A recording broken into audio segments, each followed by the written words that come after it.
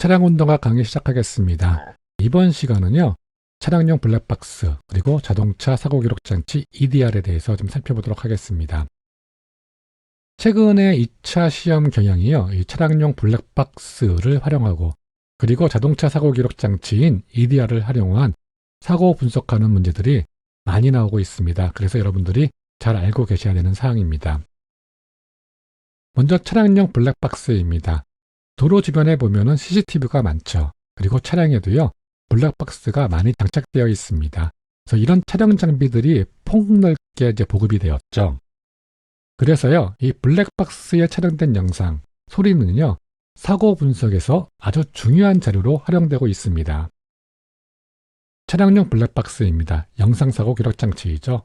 주요 기능을 보면요, 동영상이 찍히죠. 영상하고 음향이 촬영됩니다. 그리고 재생할 수가 있습니다. 그리고 요즘 좋은 블랙박스 보면은요, 충격 센서가 있어요. 그래서 감가속도 정보를 얻을 수 있고요. 그리고 GPS를 활용해서 위치 정보도 얻을 수 있죠. 그리고 기타 운전자 지원 시스템도 제공되고 있습니다. 차선 이탈 감지 시스템 LDWS나요, 전방 추돌 경보 시스템 FCWS, 그리고 앞차가 출발함은 알려주는 FVDW가 장착된 블랙박스도 있습니다. 차량용 블랙박스의 사고 분석 활용입니다. 녹화 프레임을 활용해서요, 시간, 거리, 평균 속도를 분석할 수가 있습니다. 모든 영상 장치는요, 초당 프레임이라고 있어요. 프레임 퍼 세컨이라고 해가지고요, 1초 동안 촬영된 이미지의 수입니다. 즉 1초 동안요, 몇 장의 사진이 찍히냐, 그런 의미입니다. 그래서 30프레임, 30fps는요, 1초 동안에 30장의 이미지를 촬영하고 재생할 수 있는 장비입니다. 그리고 사건 기록 프레임 수입니다. 구간의 프레임 수죠. 어느 사건이 기록된 프레임 수입니다. 어떤 사건이 일어났습니다. 그 구간 동안 몇 장의 사진이 찍혔냐 하는 그 프레임 수입니다. 어느 50m 구간을 진행한 프레임 수가 60개입니다. 즉 사진 찍힌 게 60개란 이야기겠죠. 그리고 블랙박스의 초당 프레임 수가 30프레임일 때요, 이 구간의 소요 시간 그리고 평균 속도를 산출할 수가 있습니다. 소요 시간하고 평균 속도 산출하는 방법 살펴보죠. 시간은요, 초당 프레임 수분의 사건 기록 프레임 수입니다. 초당 프레임 수가 30개이고요. 사건 기록 프레임 수가 60개죠. 그러면 60을 30으로 나눠주면 됩니다. 그래서 2초가 나옵니다. 그러면 평균 속도입니다. 평균 속도이니까 등속 운동이랑 마찬가지죠. 그래서 V는 T분의 D가 됩니다. 이동거리가 50m고요. 소요시간이 2초라고 나와 있습니다. 그러니까 2분의 50이 돼가지고요, 25m/s이 나옵니다. 초당 프레임 수가 30프레임인 블랙박스의 영상을 분석한 결과 11번 가로등에서 12번 가로등 사이 진행한 동안 블랙박스의 5번 프레임에서요, 50번 프레임이 진행되었습니다. 이때 가로등 간의 간격이 30m일 때 소요시간과 평균 속도를 산출하면 어떻게 되는지 살펴보겠습니다.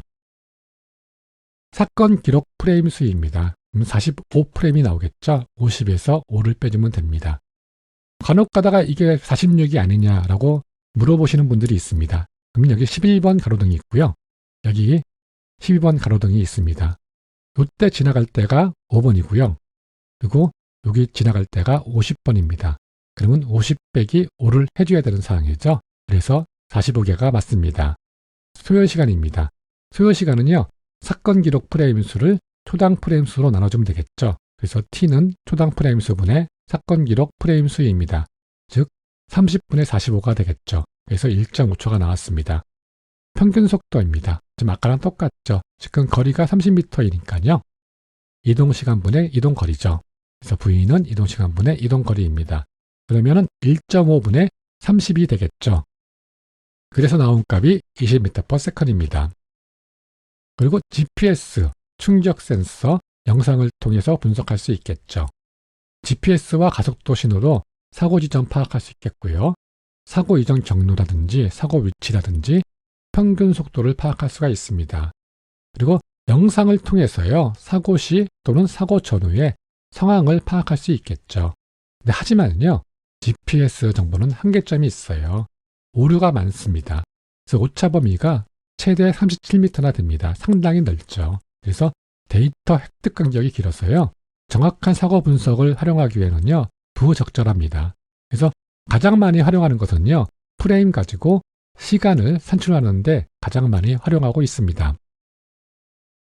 다음은 자동차 사고 기록 장치 EDR입니다. 이벤트 데이터 레코더입니다. 이벤트는 어떤 사건이죠. 사건이 일어났을 때 데이터를 기록하는 장치입니다. EDR이란 뭔가 살펴보죠. 자동차의 주요 부품은 전자화됐습니다. 그래서 제어 모듈에 내장된 사고 기록 데이터를 기록하는 블랙박스입니다. 그래서 주로 에어백 제어 모듈에 장착되어 있고요. 그리고 엔진 제어 모듈, 그리고 보행자 보호 시스템 모듈에 장착되어 있습니다.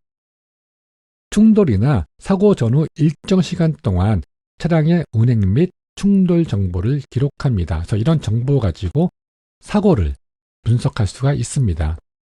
일반적으로요, 충돌 전 5초, 그리고 충돌 후 0.3초간의 데이터가 저장이 됩니다. 저장되는 데이터는요, 자동차의 속도, 가속 페달 또는 스로틀 밸브 작동 상태, 그리고 제동 스위치가 작동됐냐 안 됐냐, 그리고 충돌 시 속도 변화, 조향 핸들 각도, 시트벨트 착용 여부, 그 에어백 작동 여부 등이 기록되고 있습니다. 그래서 이러한 데이터를 활용해서요, 사고 상황 분석 및 재현이 가능한 사항이겠죠. EDR 저장 데이터입니다. EDR 데이터가 저장되는 작동 조건입니다.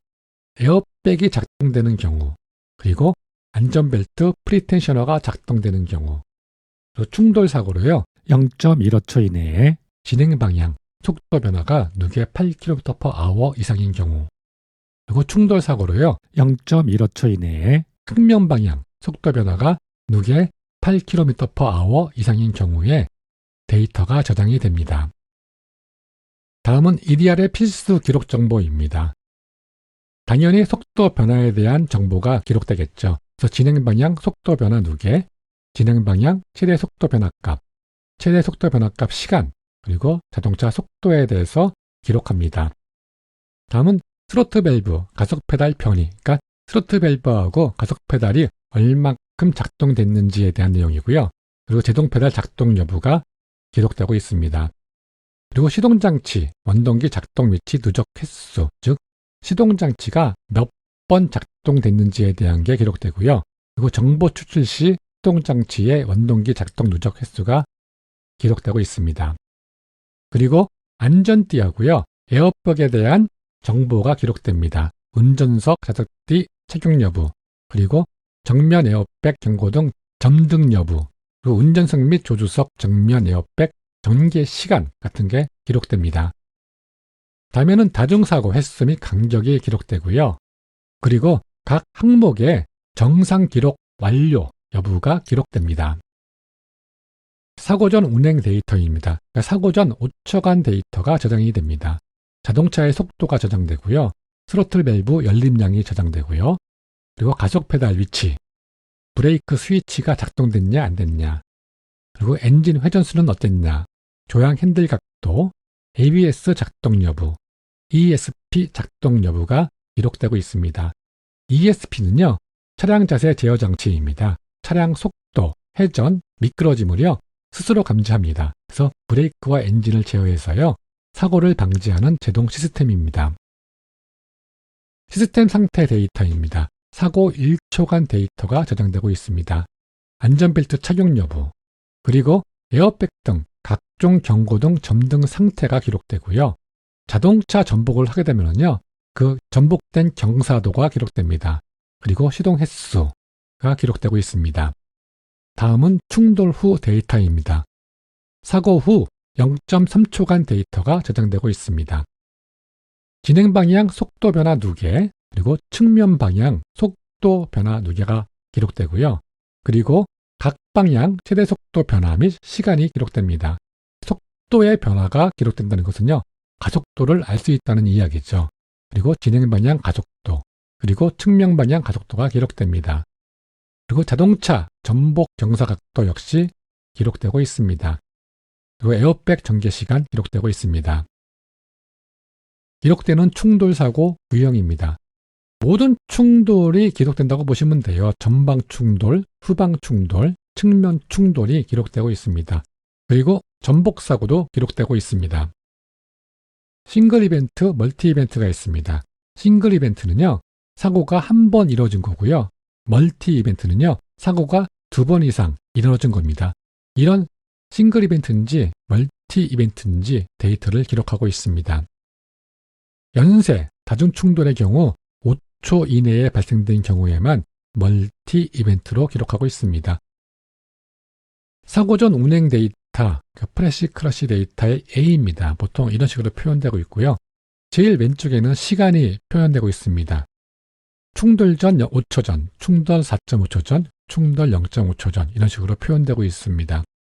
그리고 두 번째는요. 엑셀레이터 페달이 얼마큼 눌려 있는지에 대한 부분이고요. 그리고 서비스 브레이크가 작동했는지 작동 안 했는지에 대한 부분입니다. 그리고 엔진 RPM이 나타나고요. 그리고 엔진 스로틀 밸브 있죠. 스로틀 밸브가 얼마큼 열려 있는지에 대한 게 나타나고 있습니다. 그리고 사건 분석에서 가장 중요한 것은 이 스피드겠죠. 속도입니다. 그래서 앞에 있는 것은 마하고요. 뒤쪽에 있는 것은 킬로미터 퍼 아워입니다. 우리가 속도 분석할 때는요. 이 시간 정보하고요. 이 속도 정보를 활용해 가지고 분석을 하고 있습니다.